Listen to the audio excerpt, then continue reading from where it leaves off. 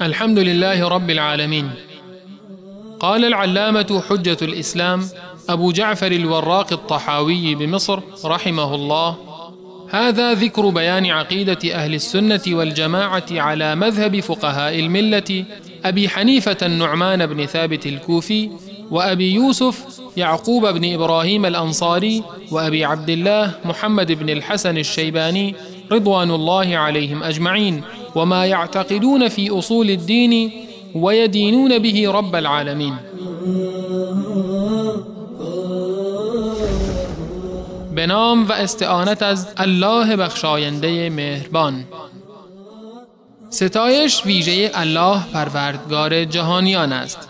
علامه حجت الاسلام ابو جعفر وراق طحاوی رحمه الله میگوید: این کتاب بیانگر عقیده اهل سنت و جماعت بر مبنای مذهب فقهای اسلام ابو حنیفه نعمان بن ثابت کوفی و ابو یوسف یعقوب بن ابراهیم انصاری و ابو عبدالله محمد بن حسن الشیبانی رضی الله عنهم اجمعین است و به باورهای آنان در مورد اصول دین که با آن پروردگارشان را میپرستند میپردازد.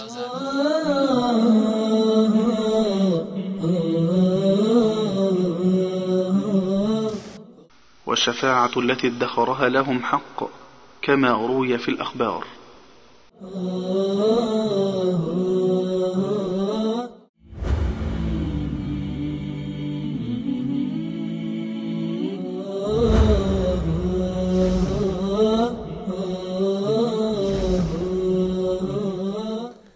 الحمد لله رب العالمين، والصلاة والسلام على نبينا محمد وعلى آله و صحبه اجمعین. بینندگان عزیز و ارجمند، السلام علیکم و رحمت الله و برکاته.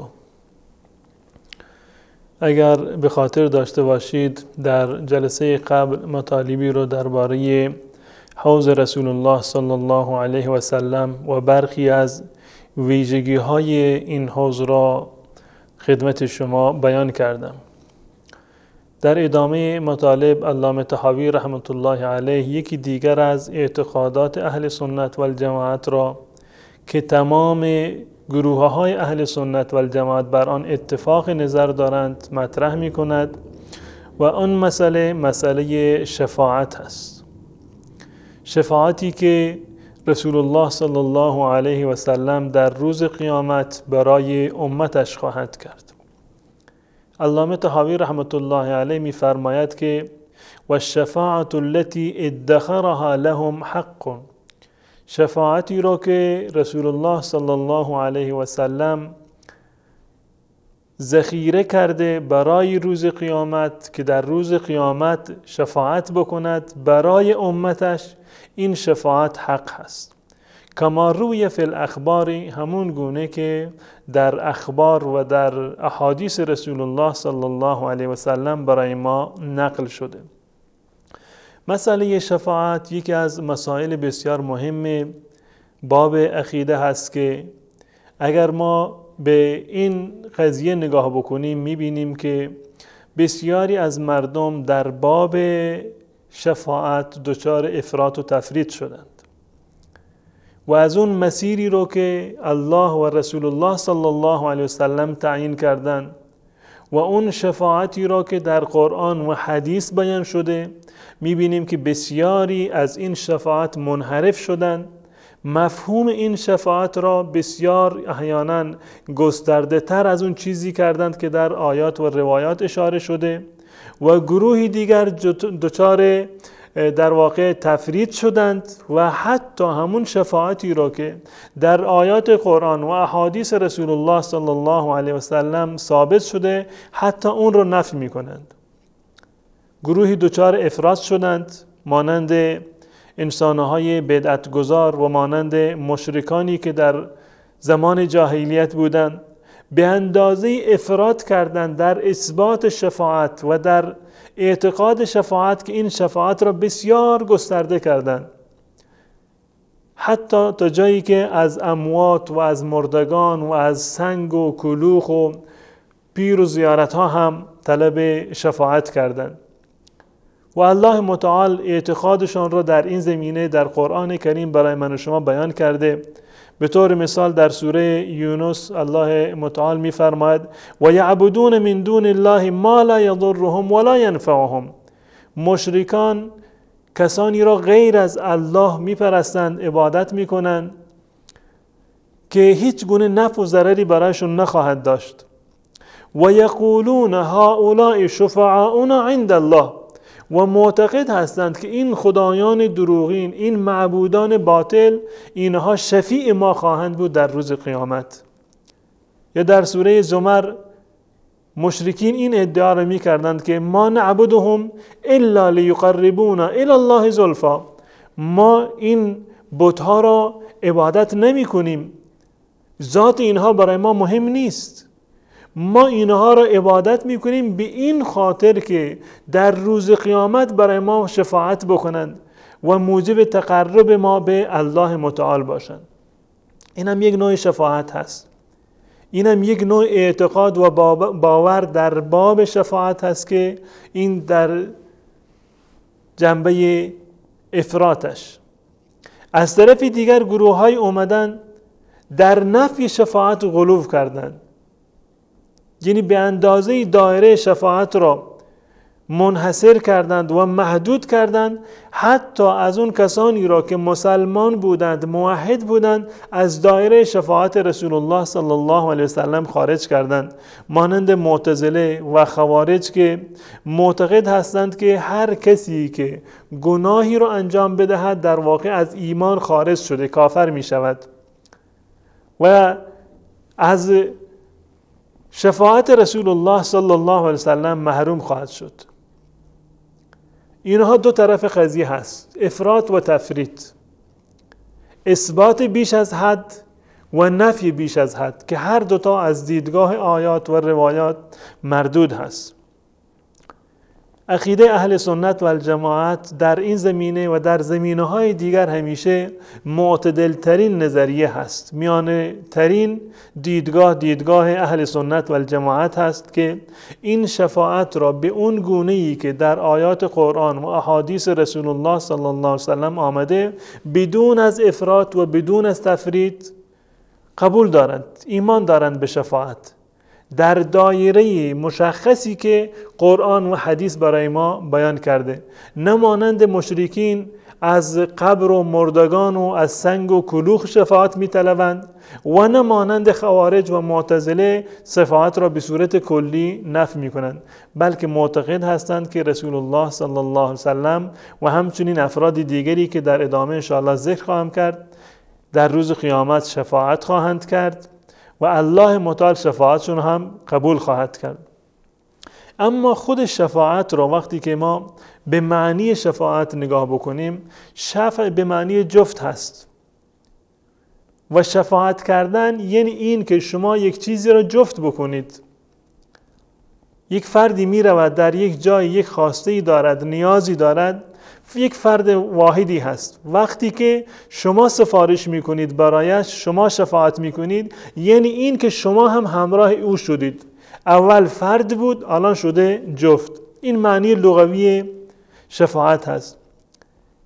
اما معنی شرعی شفاعت این هست که الوساطة فی قضاء الحاجات او دفع المضرات، شفاعت کردن، سفارش کردن برای یا در راستای برآورده شدن نیاز و دفع ضرر. این معنی شفاعت هست که در واقع اون کسی که شفاعت می کند واسطه‌ای هست در میان اون کسی که صاحب نیاز هست، نیازمند هست، و اون کسی که نیاز را برآورده می کند. شفیع و اون کسی که سفارش می کند واسطه در میان این دو طرف هست. و این شفاعت را وقتی که ما نگاه می کنیم دو نوع دارد، شفاعتی که در میان انسان ها هست، شفاعت پیش انسان، و شفاعتی که پیش الله متعال خواهد بود در روز قیامت. شفاعتی که در دنیا هست و در میان بندگان و انسان ها هست که انسانی می رود پیش انسانی دیگر شفاعت می کند. این شفاعت بر دو گونه و دو نوع هست. یک شفاعتی داریم، شفاعت حسنه هست، اون گونه که الله متعال میفرماید در قرآن کریم و در سوره نساء آیه 85 که میفرماید من یشفع شفاعتا حسنه یکن له نصیب منها.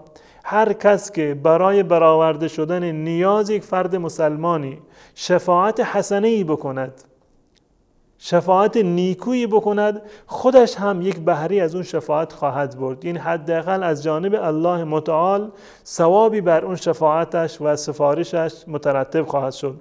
و رسول خدا صلی الله علیه وسلم هم توصیه کردند تا جایی که میتوانید برای رفع نیاز مسلمانان شفاعت بکنید. ایشان میفرمایند اشفعوا توجروا، شما شفاعت بکنید و این باعث میشود که به شما اجر و پاداش برسد. و یقضی الله علی لسان رسوله ما شاء، و الله متعال بر زبان پیامبرش آنچه را بخواهد قضاوت میکند و حکم میکند. این شفاعت حسنه هست. و یک شفاعت دیگری داریم برعکسش هست، یعنی شفاعت سیئه هست، مانند این که کسی می رود سفارش می کند به ناحق و به خاطر این سفارش و این در واقع شفاعت حق یک انسانی ضایع می شود و یک حقی تبدیل به ناحق می شود. این در واقع یک نوع شفاعت باطل هست که هر کسی که چنین سفارش و شفاعتی بکند مرتکب گناه شده و در روز قیامت مجازات خواهد شد. الله متعال می فرمایند و من یشفع شفاعتا سیئه یکن له کفل منها. شفاعت بدی رو اگر کسی یک جایی بکند، یک باری از اون بار گناه برگردنش هم خواهد اومد. به این خاطر است که رسول الله صلی الله علیه وسلم در حدیثی میفرمایند که لعن الله من آوى محدثا، خداوند متعال لعنت بکند که کسی که از یک بدعت گذار و محدثی در واقع طرفداری بکند. خصوصا روایاتی اومده در این زمینه که هر کسی که در مدینه منوره یک بدعت گذار را جا بدهد و حمایت بکند، در واقع الله متعال اون را مورد لعن و نفرین قرار داده. بعد از یک میان برنامه کوتاه انشالله مطالب دیگر رو درباره شفاعت خدمت شما عرض خواهم کرد.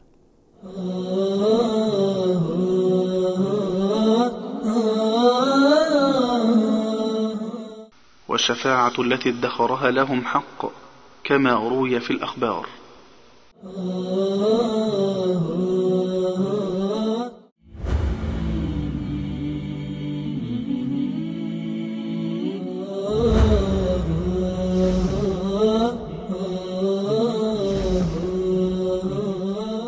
بینندگان عزیز و ارجمند، شفاعت نزد الله متعال مانند شفاعتی نیست که یک انسان برای یک انسان نزد شخص دیگر شفاعت می کند. شفاعتی که در بارگاه الله متعال هست بدون از رضایت الله متعال امکان ندارد و شفاعت سیئی باشد، چنین امکانی ندارد که شخصی نزد الله متعال شفاعت سیئی را انجام بدهد. این شفاعت‌های سیئه و شفاعت نادرست و شفاعتی که بدون اجازه هست و بدون رضایت هست، اینها مال انسانها هست و در دنیا. اما شفاعت در پیشگاه الله متعال شرایط خاص خودش را دارد که هر کسی نمیتواند شفاعت بکند برای هر کسی که میخواهد و همچنین بدون از اجازه الله متعال هم هیچ کس نمیتواند شفاعت بکند.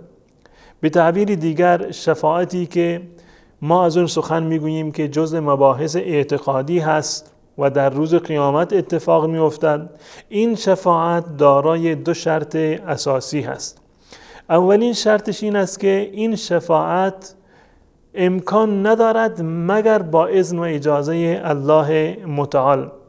هر کسی را که الله متعال به اون اجازه شفاعت بدهد میتواند شفاعت بکند.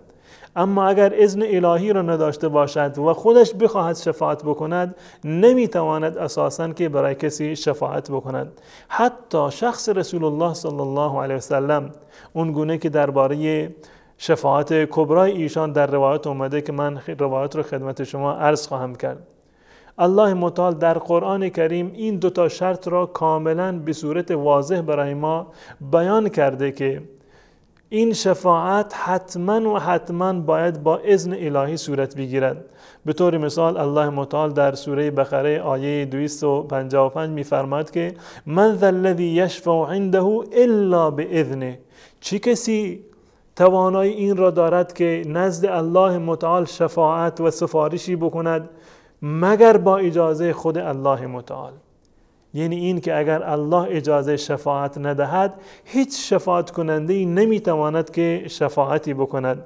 برخلاف انسانها گاهی وقتی یک شخصی میرود بدون از رضایت اون طرف در واقع میرود برای شخصی دیگر پیش اون شفاعت میکنند و شاید هم مجبور باشد که قبول بکند. اما شفاعتی که در روز قیامت هست و نزد الله متعال هست بدون از اذن و اجازه الله متعال هم امکان پذیر نیست. شرط دومش این است که الله متعال از اون شفاعت شونده هم راضی بشود. یعنی اون کسی که برای شفاعت می شود حتما باید از اهل توحید و اهل ایمان باشد، از اون کسانی باشد که اعمالش و گفتارش اعمال و گفتار درست و صحیح باشند و در راستای رضایت الله متعال در واقع عمل بکند. زیرا که الله متعال می‌فرماید ولا یشفعون الا لمن ارتضی، شفاعت کنندگان در روز قیامت نمیتوانند شفاعت بکنند مگر برای کسی که الله متعال از اون راضی باشد. اگر شما بیایید در دنیا کارهای خلاف شر را انجام بدهید، پایبند دین و آیین اسلام نباشید، برخلاف قرآن و سنت رسول الله صلی الله علیه وسلم عمل بکنید، دچار خرافه و بدعت و شرک شوید و بازم امیدوار باشید که فلان امام برای ما شفاعت میکند، چون این چیزی امکان ندارد. زیرا که شفاعت کنندگان در روز قیامت فقط در مواردی میتوانند شفاعت بکنند که الله متعال از اون اشخاص راضی شده باشد. اگر فردی مورد خشم خدا قرار بگیرد و مورد عدم رضایت الله متعال باشد هیچ شفاعت کننده‌ای هم نمیتواند برایش شفاعت بکند. در آیه دیگر الله متعال می‌فرماید که در سوره نجم آیه 26 هست و کم من ملک فی السماوات والارض، در آسمان و زمین فرشته‌های بسیار زیادی هست. ما می‌دونیم که فرشتگان مقرب‌ترین مخلوقات الله متعال هستند، اما الله متعال می‌فرماید و کم من ملک فی السماوات والارض لا تغنی شفاعتهم شیئا، که شفاعت اونها هیچ کاری رو از پیش نمیبرد. پس بنابراین تا زمانی که الله متعال از فرد شفاعت شونده راضی نشود شفاعت هیچ شفاعت کننده‌ای برای انسان سودی را نخواهد داشت. در ادامه می‌فرماید که الا من بعد ان یأذن الله، مگر بعد از این که الله متعال اجازه شفاعت بدهد، لمن یشاء و یرضی، اونم برای کسی که الله متعال میخواهد و راضی هست.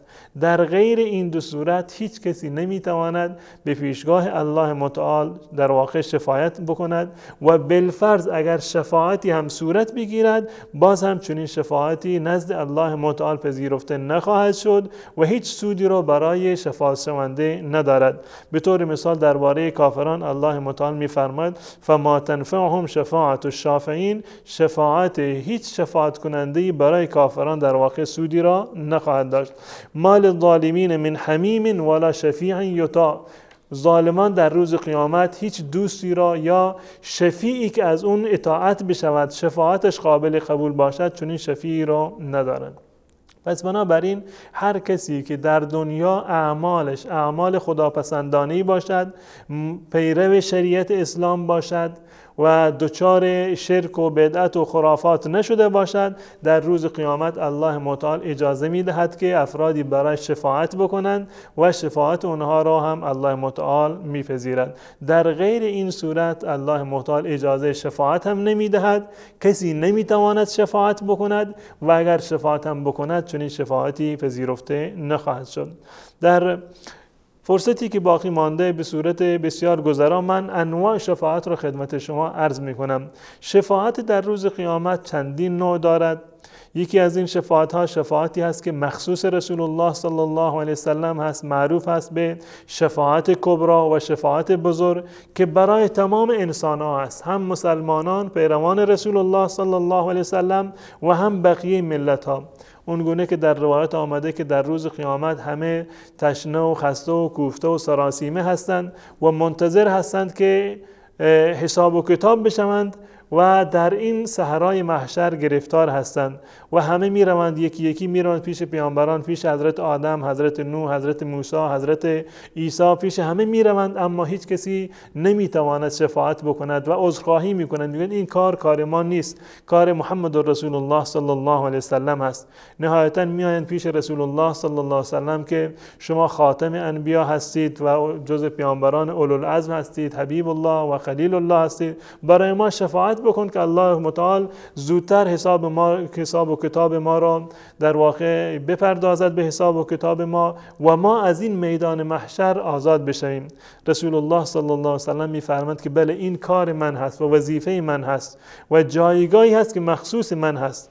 میگوید من میروم و در پیشگاه الله متعال به سجده میافتند و دعا میکنند، حمد و ثنا میخواند بر خداوند متعال و نهایتا الله متعال اجازه میدهد و میفرماید ارفع رأسک، ای محمد سرت را بلند بکن، والسل تعطى، سؤال بکن که به شما پاسخ مثبت داده خواهد شد، واشفع تشفع، شفاعت بکن که شفاعت تو قبول خواهد شد. این شفاعت خاص و مخصوص رسول الله هست و یک نوع شفاعت عمومی هست. و شفاعت دومی که باز هم مخصوص است به رسول الله صلی الله علیه و سلم، شفاعتی هست برای اهل جنت، اون کسانی که اهل بهشت هستند، میروند در کنار در بهشت و اجازه ورود داده نمی شود تا اینکه رسول الله صلی الله علیه وسلم شفاعت می کند، می رود و در می زند و دربان بهشت صدا می زند کی هست که در می زند و رسول الله صلی الله علیه وسلم می فرماید که من هستم. دربان بهشت میگوید که به من امر شده که این دروازه رو برای کسی غیر از تو باز نکنم. این شفاعت دیگر هست که رسول الله صلی الله علیه و سلم شفاعت میکند که مردم یعنی بهشتیان به بهشت بروند. شفاعت سوم باز هم خاص به رسول الله صلی الله علیه و سلم هست، شفاعتی هست برای رفع درجات اهل بهشت، اونهایی که به بهشت رفتند. رسول الله صلی الله علیه و سلم شفاعت میکند که درجات اونها در واقع بالاتر برود.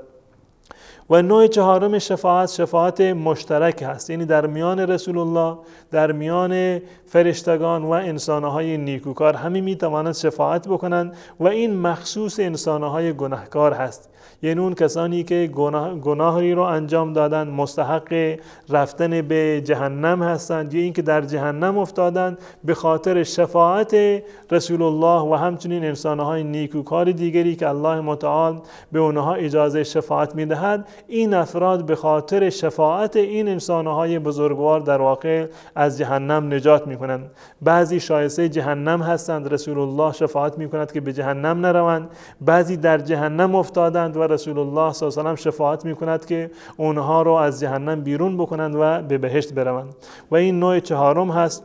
نوع پنجم شفاعت که شفاعتی هست مخصوص رسول الله صلی الله علیه و سلم، شفاعتی هست که رسول الله صلی الله علیه و سلم برای عموی خودش ابو طالب شفاعت میکند. در روایات داریم که حضرت عباس ابن عبدالمطلب رضی الله تعالی عنه به رسول خدا صلی الله علیه و سلم فرمودند که تو پیامبر الله متعال هستید، برای عموی خودت هیچ کاری رو نکردی.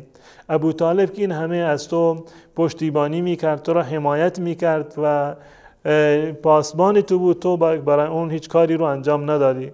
رسول الله صلی الله علیه وسلم میفرمایند که اگر من نمی بودم ابو طالب در درک اسفل جهنم بود، در همون پایین ترین طبقه های جهنم بود، اما به خاطر شفاعت من الله متعال عذاب اون رو تخفیف داده. در روایت اومده که در عذابش این است که در یک کفشه های آهنی رو الله متعال برای اون ساخته که در این کفشه ها پا میگذارد و این سبکترین عذاب جهنم هست و ابو طالب فکر می کند که از عذاب سختری نیست. این شفاعت ویژه‌ای هست که رسول الله صلی الله علیه و سلم برای عمویش ابو طالب این شفاعت را خواهد کرد. و در نهایتا یک شفاعتی هست که در واقع برای الله متعال مخصوص هست که در حضرت ابو سعید خدری رضی الله تعالی عنه میگوید که رسول خدا صلی الله علیه و سلم میفرماید که الله متعال در روز قیامت میفرماید که همه شفاعت کردند، تمام انسانها شفاعت کردند، فرشتگان شفاعت کردند،